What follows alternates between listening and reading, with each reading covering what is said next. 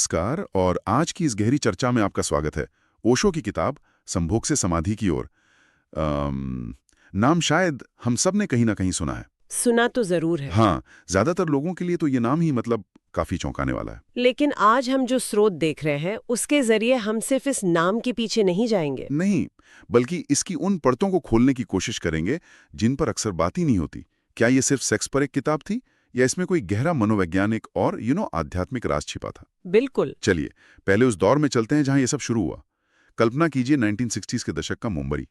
आज की तरह नहीं, बल्कि एक ऐसा भारत जहां सेक्स या काम जैसे शब्द पब्लिक में बोलना तो दूर, घर के अंदर भी दबी जुबान में कहे जाते थे। हाँ, एक बहुत ही बंद समाज था। ये वो दौर था जब इस विषय पर बात करना शर्म और पाप से जुड़ा था।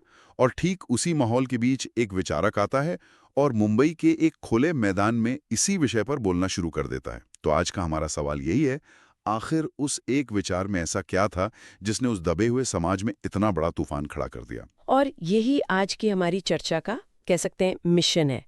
हमें ओशो के उस मूल तर्क की जड़ तक पहुंचना है कि काम ऊर्जा जिसे सदियों से दबाया गया है, उसे दबाना नहीं है बल्कि रूपांतरित करना है, ट्रांसफॉर्म करना है। ट्रांसफॉर्म करना है। जी। ये समझना जरूरी है कि ये सिर्फ एक नया विचार नहीं था। ये हजारों साल पुरानी धार्मिक और सामाजिक मान्यताओं के पूरे नक्शे को उल्टा करने जैसा था। ओशो कह रहे थे कि जिसे तुम अपनी यात्रा का सबसे बड़ा रोड़ा मान रहे हो, असल में तुम्हारी यात्रा का पहला कदम वही है। ये अपने आप में एक बहुत बड़ा दावा है। तो चलिए इस कहानी को शुरू से समझते हैं। हमारे सूत्र बताते हैं कि ये किताब पारंपरिक तरीके से लिखी ही नहीं गई थी। नहीं। ये दरअसल 1968 में मुंबई के ग्वालियर टैंक मैदान में दिए गए 5 भाषणों का कलेक्शन है। मतलब ये विचार सीधे लोगों के बीच एक लाइव ऑडियंस के सामने रखे गए थे। बिल्कुल। और ये बात बहुत मायने रखती है। और जैसा आपने कहा, उस समय का समाज, काम शब्द पर बात करना ही एक सामाजिक विस्फोट को न्योता देना था। ये सिर्फ एक टैबू नहीं था, इसके पीछे एक गहरा डर और अपराध बोध था। ऐसे में जब ओशो ने इस विषय पर इतने खुले तौर पर बोलना शुरू किया, तो ये किसी धमाके से कम नहीं रहा होगा। हाँ, और ये समझना दिलचस्प है कि ये इतना विवादास्पद क्यों हुआ। देखिए, उस समय भारतीय समाज पर मतलब एक तरह की दोहरी मार थी। अच्छा। एक तो हमारी अपनी पारंपरिक मान्यताएं थी, जहां ब्रह्मचर्य को अध्यात्म की पहली शर्त माना जाता था और काम को एक बाधा। और दूसरी तरफ अंग्रेजों से मिली विक्टोरियन नैतिकता थी, जिसने इस विषय को और भी ज्यादा गंदगी और शर्म से ढक दिया था। तो समाज एक अजीब सी घुटन में जी रहा था। धर्म कहता था इसे दबाओ, समाज कहता था इस पर बात मत करो। मतलब ये एक तरह का प्रेशर कुकर वाला माहौल था, जहां अंदर सब कुछ उबल रहा है लेकिन बाहर एकदम शांति का दिखावा है। बिल्कुल, आपने सही शब्द इस्तेमाल किया, प्रेशर कुकर। और ओशो के प्रवचन उस प्रेशर कुकर का सेफ्टी वाल्व नहीं थे, उनने सीधा ढक्कन ही उड़ा दिया। उन्होंने उस समस्या पर उंगली रख दी जिसे हर कोई अंदर ही अंदर महसूस कर रहा था, लेकिन कोई उसे स्वीकार करने की हिम्मत नहीं कर पा रहा था। वो कह रहे थे कि जिस चीज को तुम पाप समझकर दबा रहे हो, वही तुम्हारी सबसे बड़ी मानसिक बीमारियों की जड़ है। ये सुनना उस समाज के लिए एक झटके जैसा था। ये माहौल समझना बहुत जरूरी है, क्योंकि इसी दबे हुए माहौल में जब ओशो ने बोलना शुरू किया, तो वो कौन सी एक बात थी जिसने सबसे बड़ा धमाका किया? किताब का वो कौन सा एक आइडिया था जो लोगों के दिमाग में बैठ गया? और यहीं पर बात एक ऐसा मोड़ लेती है जो किसी के भी होश उड़ा दे। ओशो कहते हैं कि इंसान के जीवन की जो सबसे फंडामेंटल, सबसे बुनियादी ऊर्जा है, वो काम ऊर्जा है। जी, अ लाइफ फोर्स एनर्जी। ये वही ऊर्जा है जिससे एक बच्चे का जन्म होता है, जिससे पूरी सृष्टि चलती है, और फिर वो अपना सबसे शक्तिशाली तर्क देते हैं। स्रोत से एक लाइन है जो आज भी उतनी ही चौंकाने वाली है: जिस चीज को आप दबाएंगे वो आपके मस्तिष्क में विकृति बनकर बैठ जाएगी। ये सुनकर तो लगता है जैसे उन्होंने पूरे समाज की दुखती रग पर हाथ रख दिया हो। हाँ, और ये चुनौती सिर्फ बाहरी नहीं थी। ओशो कह रहे थे कि ये दमन आपके अंदर ही एक गृह युद्ध, एक सिविल वॉर पैदा कर रहा है। अंदर ही जी। आपकी अपनी ऊर्जा ही आपकी दुश्मन बन गई है, जो सबसे बड़ी त्रासदी है। सदियों से धर्म और समाज ने यही सिखाया कि इस ऊर्जा से लड़ो, इसे जीतो, इसे काबू में करो। नतीजा क्या हुआ? ओशो के मुताबिक नतीजा ये हुआ कि ये ऊर्जा विकृत हो गई। जो ऊर्जा रचनात्मक हो सकती थी, वो वासना, कुंठा, क्रोध और मानसिक बीमारियों में बदल गई। तो ओशो का कहना था कि हम गलत दुश्मन से लड़ रहे हैं। समस्या ऊर्जा में नहीं, बल्कि हमारे उसे दबाने के तरीके में है। उसे दबाने के तरीके में है। एकदम सही। और यहीं पर वो दमन और रूपांतरण के बीच का फर्क समझाती हैं। वो कहती हैं कि काम वासना कोई पाप नहीं, बल्कि प्रकृति का एक उपहार है। ये जीवन की पहली सीढ़ी है। अब आपके पास 3 रास्ते हैं। पहला है दमन, जो ज्यादातर धार्मिक लोग चुनते हैं। दूसरा है भोग, यानी अनकंट्रोल्ड इंडल्जेंस, जो ज्यादातर सांसारिक लोग चुनते हैं। ठीक है। ओशो कहते हैं कि ये दोनों ही रास्ते अधूरे और विनाशकारी हैं। दमन आपको अंदर से बीमार कर देगा और भोग आपको खाली कर देगा। तो फिर तीसरा रास्ता क्या है?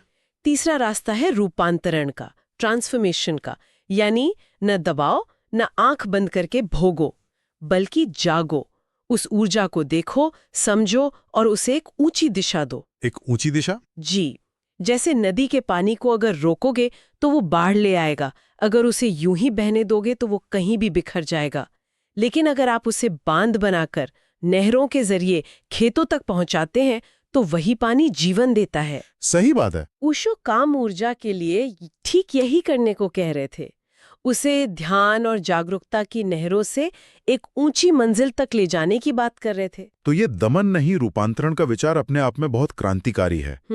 लेकिन अब उस हिस्से पर आते हैं जो शायद सबसे ज्यादा मिसअंडरस्टूड है। ओशो संभोग से समाधि तक के सफर की बात करते हैं। एक शारीरिक क्रिया एक आध्यात्मिक अनुभव में कैसे बदल सकती है? ये कनेक्शन क्या है? यही सबसे बड़ा सवाल है। स्रोत के मुताबिक ओशो एक बहुत ही दिलचस्प ऑब्जर्वेशन देते हैं। वो कहते हैं कि संभोग के चरम क्षण में इंसान चाहे अनजाने में ही सही 2 बहुत गहरे अनुभव करता है। अनजाने में? हाँ। पहला, उसका अहंकार यानी मैं का भाव कुछ पलों के लिए गायब हो जाता है। वो भूल जाता है कि वो कौन है, क्या है। और दूसरा, वो समय को भूल जाता है। वो पल अनंत जैसा लगता है। टाइमलेसनेस। एग्जैक्टली। ओशो कहते हैं कि ये जो अनुभव है, अहंकार और समय से मुक्ति, यही तो समाधि का भी मूल अनुभव है। संभोग में ये एक पल के लिए एक झलक की तरह आता है और चला जाता है। और ये एक बहुत ही महत्वपूर्ण बिंदु है। ओशो ने ये नहीं कहा कि संभोग ही समाधि है, जो अक्सर लोग गलत समझ लेते हैं। हाँ, ये बहुत बड़ा मिसकंसेप्शन है। बिल्कुल। उन्होंने कहा कि संभोग में समाधि की एक झलक है, अ ग्लिम्स, और इसी झलक को एक स्थायी अनुभव में कैसे बदला जाए, यहीं पर उनका पूरा विज्ञान छिपा है। वो एक प्रक्रिया बताते हैं। 1 मिनट, यहाँ मुझे एक बात समझनी है। ये सुनने में जितना आसान लगता है, करने में उतना ही मुश्किल होगा। यकीनन। ये तो एक बहुत ही सहज और शारीरिक क्रिया है, तो इसमें होश को कैसे लाया जाए?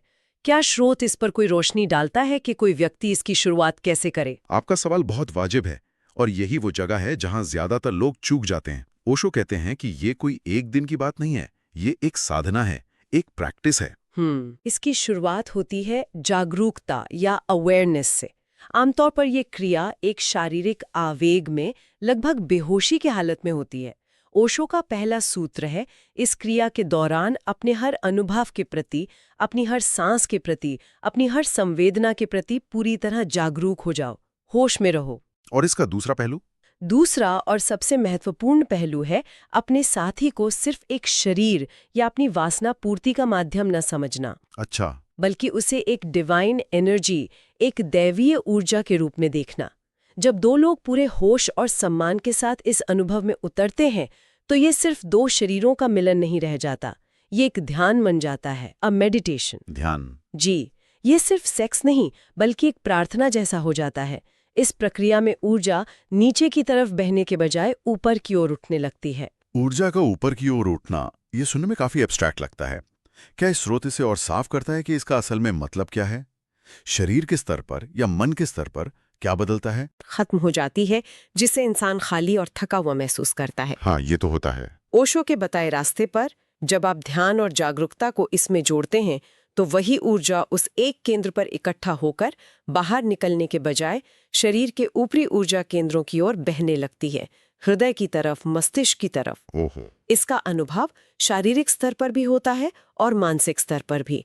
जो ऊर्जा सिर्फ एक शारीरिक सुख दे रही थी, वही अब प्रेम, करुणा और एक गहरी शांति में बदलने लगती है। यही ऊर्जा का रूपांतरण है। संभोग एक दरवाजा बन सकता है अगर उसकी चाबी ध्यान और जागरूकता हो। तो इसका मतलब ये हुआ कि ओशो ने इंसान के सबसे शक्तिशाली जैविक वृत्ति को ही आध्यात्मिक सीढ़ी बनाने का एक तरीका बताया। बिल्कुल। उन्होंने कहा कि आपको कुछ भी छोड़ने की जरूरत नहीं है, कहीं भागने की जरूरत नहीं है।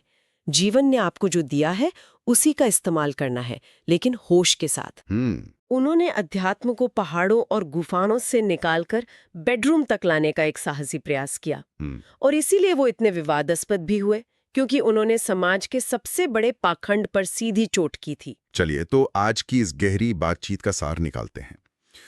हमने ओशो की किताब संभोग से समाधि की ओर की विवादास्पद शुरुआत से बात शुरू की। जी। हमने समझा कि कैसे 1960 के दशक के दबे हुए समाज में ये विचार एक तूफान की तरह आया। फिर हमने किताब के मुख्य संदेश को समझा, दमन नहीं, रूपांतरण। जो चीज आपको दबाती है वो विकृत हो जाती है, उसे समझना और दिशा देना ही मुक्ति है। सही है। और आखिर में हमने संभोग से समाधि तक की उस यात्रा के बारे में जाना, जिसका रास्ता शरीर के माध्यम से ही, लेकिन जागरूकता और ध्यान के साथ होकर गुजरता है। अगर हम इसका अंतिम विश्लेषण करें तो ओशो का ये दृष्टिकोण एक मौलिक मानवीय ऊर्जा को आध्यात्मिक मार्ग से जोड़ने का एक क्रांतिकारी प्रयास था। पारंपरिक धार्मिक विचारों ने जिसे हमेशा दुश्मन माना, आध्यात्मिक रास्ते की सबसे बड़ी बाधा कहा, ओशो ने उसे ही नींव का पत्थर बना दिया। नींव का पत्थर। हाँ, उन्होंने कहा नदी से लड़ो मत, बस तैरना सीख लो। ये एक बहुत बड़ा वैचारिक बदलाव था जो कहता है कि मोक्ष जीवन से भागकर नहीं, बल्कि जीवन को पूरी समग्रता और होश के साथ जीकर ही पाया जा सकता है। और जैसा कि हम हमेशा करते हैं, हम सुनने वालों के लिए एक विचार छोड़कर जाना चाहेंगे। आज की चर्चा के आधार पर सोचने वाली बात यह है, अगर इंसान की सबसे आदिम और शक्तिशाली ऊर्जा सर्वोच्च आध्यात्मिक अनुभव का मार्ग बन सकती है, तो मानव स्वभाव के और कौन से ऐसे पहलू हैं, जैसे क्रोध, भय या अहंकार, जिन्हें हम अक्सर डर या शर्म के कारण दबाते हैं, जो शायद गहरी समझ का द्वार खोल सकते हैं अगर उन्हें डर के बजाय जागरूकता के साथ देखा जाए।